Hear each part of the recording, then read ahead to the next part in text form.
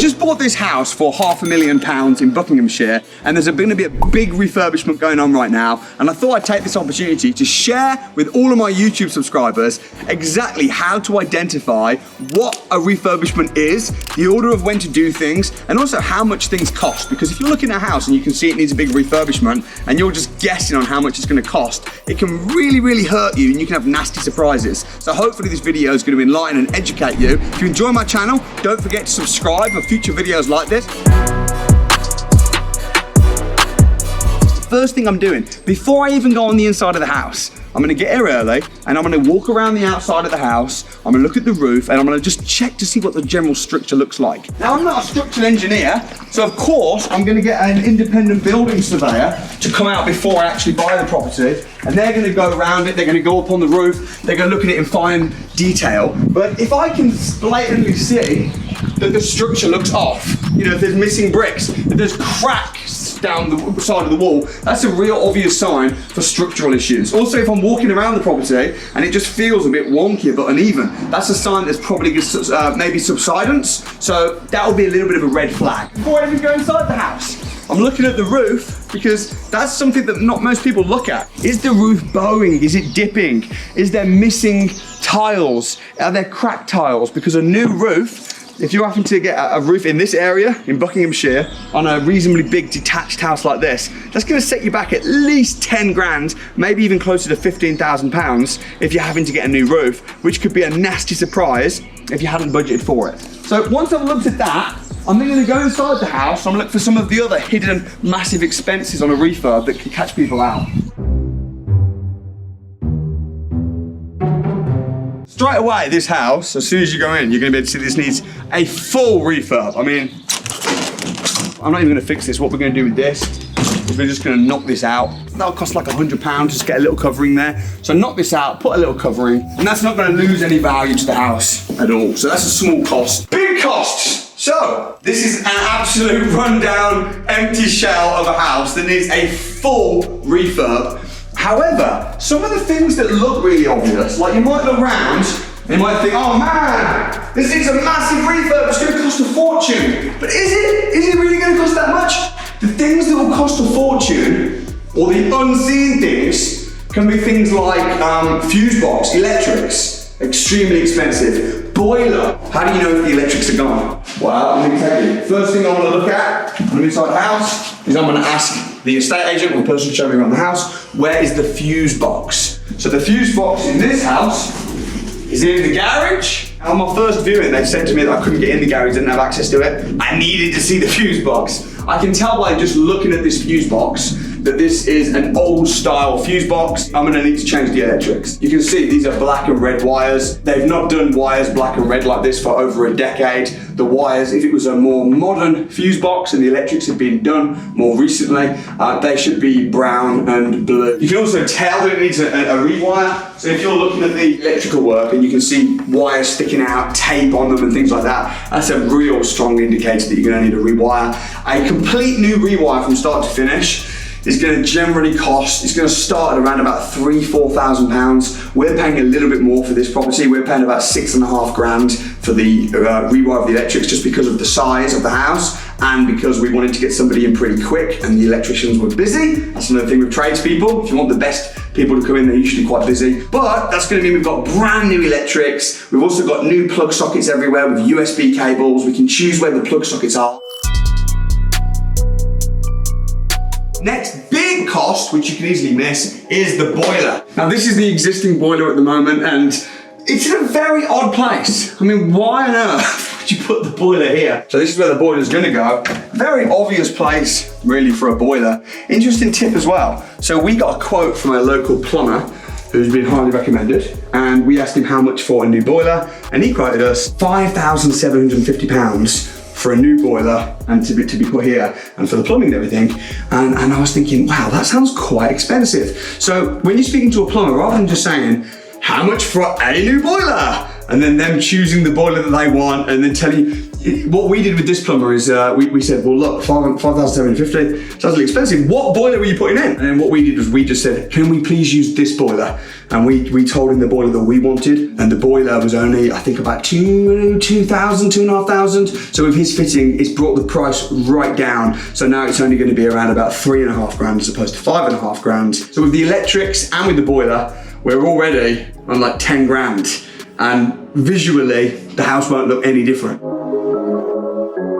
Rather than getting a building company and just saying to them, how much for a refurb? That's what a very novice property investor will say. Instead, what you need to say is you need to find a good builder and you need to say, I'm looking to refurbish this house. This is exactly what I'm looking to do. This is the kitchen that we're going to be putting in. And tell them the exact kitchen that you want. Find the kitchen that you want. Source it yourself and tell them. If you just let the builders run mad, they might end up putting a 10 grand kitchen in. And you don't know the breakdown. You don't know what's going on. Same with the bathroom. The bathroom upstairs, we told the plumber, this is the bathroom that we want. We found the one that we want. We want this bath, this sink, this shower. It's 2.5 grand. You know, sure, we're gonna need to tile it.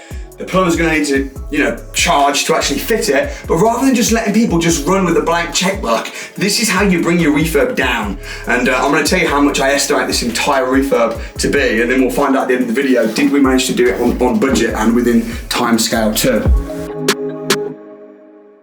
Now these rooms are going to be one of the most economical, cheapest things that we need to fix. Windows is already fine. These doors are actually perfectly okay. I mean, we may put some new handles on. Really what this is going to need here is just carpets. We can carpet this whole house for 2 grand. The paint itself, 25 quid. Plaster itself, I mean this room might need, once we've stripped the wallpaper off, it might need plastering. There's certainly, how do you know if you need plastering? Well, here we go. You can see here the wall, this, clearly, you're not going to be able to paint over it.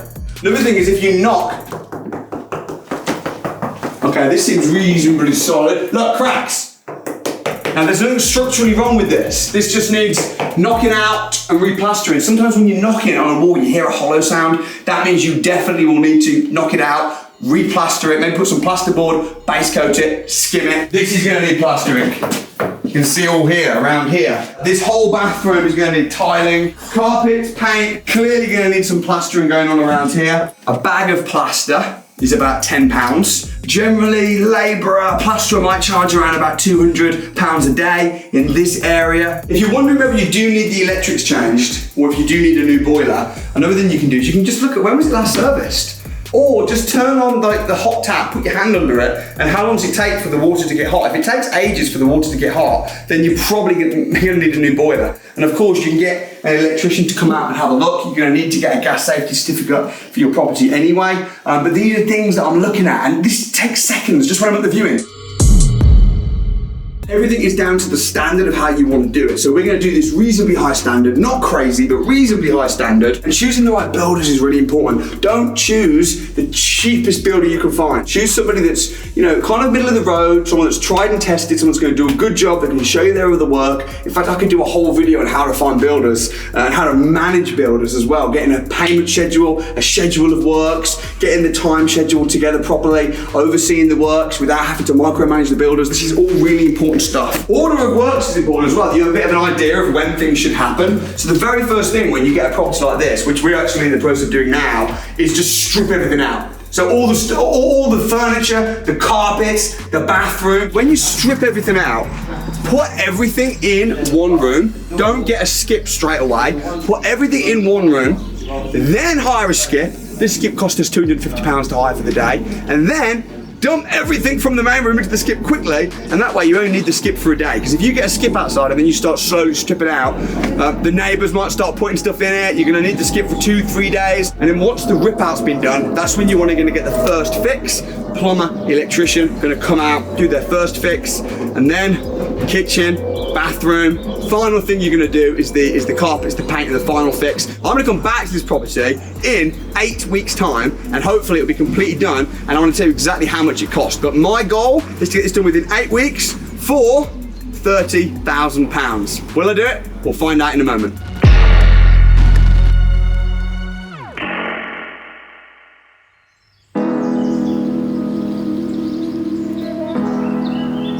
Here we are back at the house. It's been more than 8 weeks since we last filmed, but the refurb did take 8 weeks. The reason it took a bit longer was just logistically my diary and also making sure that no one was in the house. But here we are, we're back. 8-week refurb, but did we stick within budget? First, let me show you what happened. So, this was all grass before. The problem with having grass out here was that there was really nowhere to park the cars, so we decided to just put stones over it, which cost £2,000. That was in addition to the budget because we didn't budget for that. In terms of the outside, we've put a fence in at the back of the garden. The garage we've left, but I'll talk about that in a moment of what they were gonna do, but inside is a complete transformation. So come and join me as we tour the inside of the newly refurbished house and find out exactly how much it cost. Let's go. So pretty much the whole house has been laminated. So rather than putting carpets in, because carpets you need to change them a lot, wear and tear. Laminate flooring's good, especially if there's gonna be a lot of kids in the property. So let's start with the lounge. So this is it.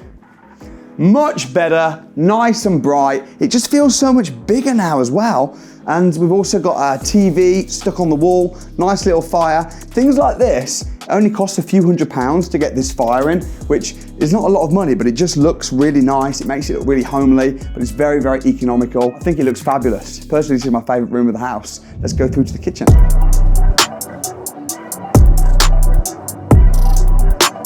The kitchen all done. As you can tell, it's lived in now. We were gonna do something in the garage. Here's the problem. We wanted to convert the garage into an office, but to get a front door and to put bricks at the front of the house, we had to get planning permission. So what we're gonna do instead, in time, is we're gonna basically just block up the garage. So from the outside, it won't change at all, insulate it. So we've still got our office, but it doesn't look any different from the outside. And that way, we won't need to get any planning permission at all to do that. And that's what the rest of the street have done, that have converted their garages.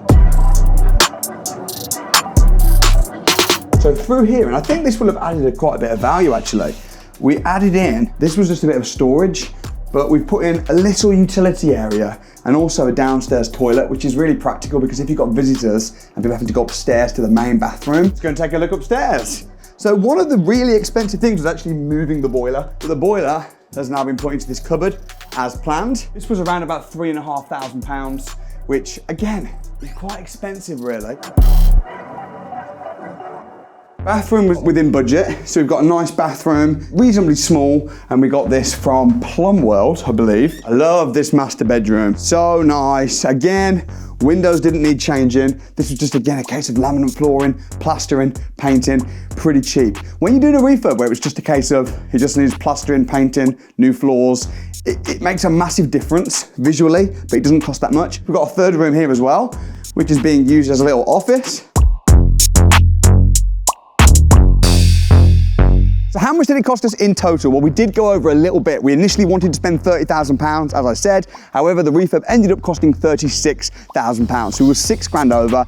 In my opinion, that's not too bad because there was a few additional things that we did, like £2,000 on the drive, but also the cost of things have gone up a little bit, like the boiler, like the electrics. This cost more than I budgeted for because things have gone up and I'm from the Midlands. This property is down south. We're in Buckinghamshire, but overall, I'm pretty happy. I want to say a massive thank you to Dave Mills, who was the builder, who was incredible and made sure this got done super, super fast. So shout out to our builder, Dave. And overall, I'm really happy. I hope you learned a thing or two watching this video. Let me know in the comments what you learned, and I'll see you on the next refurb house tour video coming soon. Thanks.